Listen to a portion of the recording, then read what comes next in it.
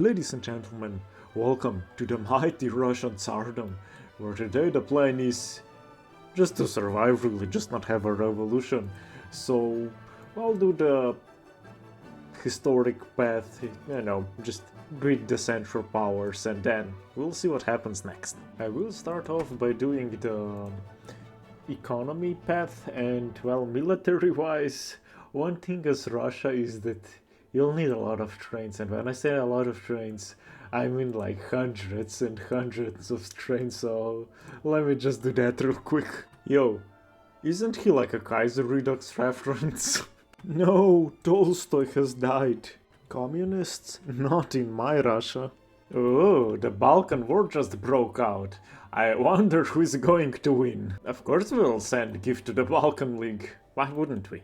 Now that we have basically completed the economic focus tree, I'll focus on the army one since we do get nice 5% with professional army.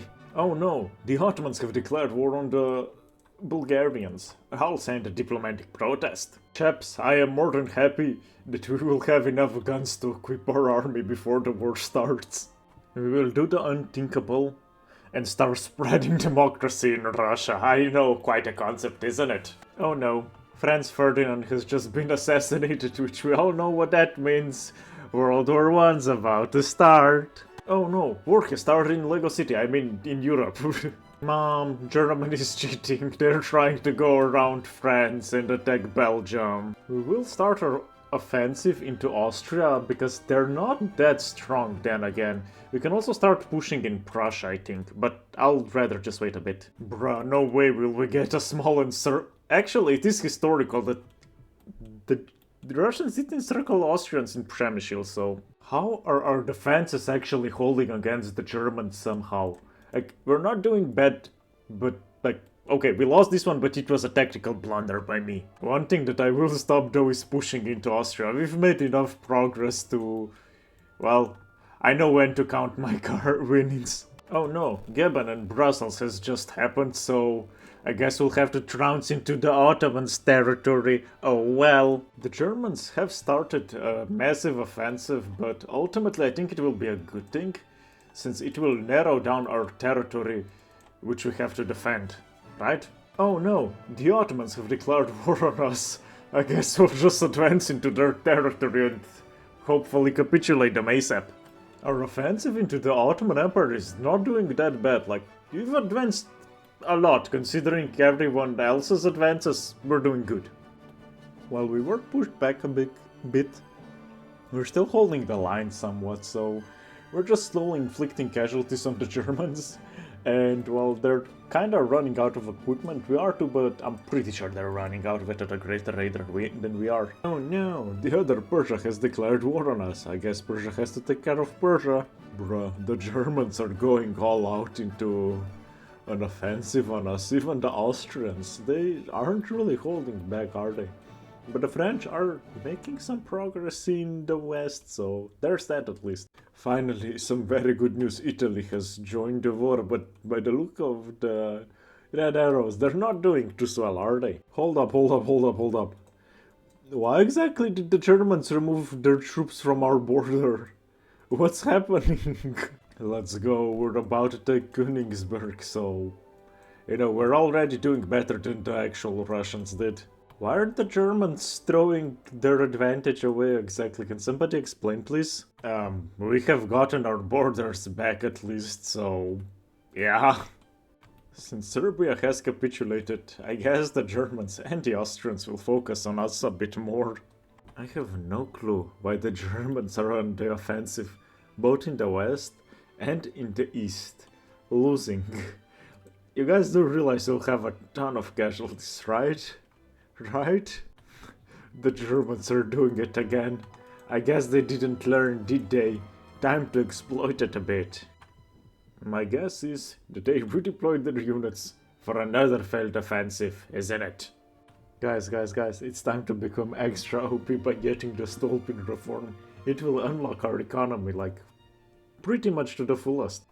Yeah, the German tactics are actually kind of working, since they're attacking so much that our troops cannot regain their organization, so technically speaking, their attacks are successful.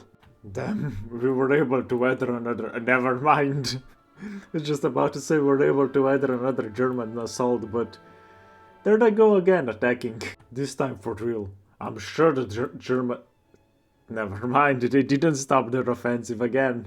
France somehow was able to push into Wittenberg. Not fully, but to some degree at least, so... Also they retook Strasbourg, so... You might be wondering what the plan is here. Well, it's capitulate Persia, then capitulate the Ottomans, and then Germany. I love the fact that the one that shall not be named is still somehow surviving. Like, you just can't beat them because of the mountains. Germany is not giving up. They've been on a constant offensive for... I don't even know how long now. It feels like half a year at least. Also, I just want to point out how many troops the Germans have in the northern part of their front with France. And then you just look at the south. Just one division, two divisions, and then one division again. I have no clue why, but the Germans, every time they get like a breakthrough or two, they just redeploy their forces, leaving wide open gaps in their front. How have the French advanced all the way to Tyrol and even taken a tile from the Austrians? Even in like the Sansa front, the Italians are doing well. Oh no, the Irish have decided to rebel.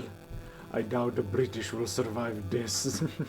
Boys, we might have to abandon Kalish again because it will narrow down our front by a bit, so we're gonna do that real quick.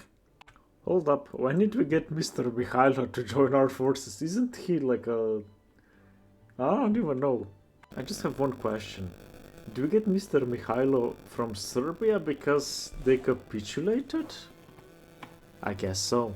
You all ready for a bloody endless supply of manpower?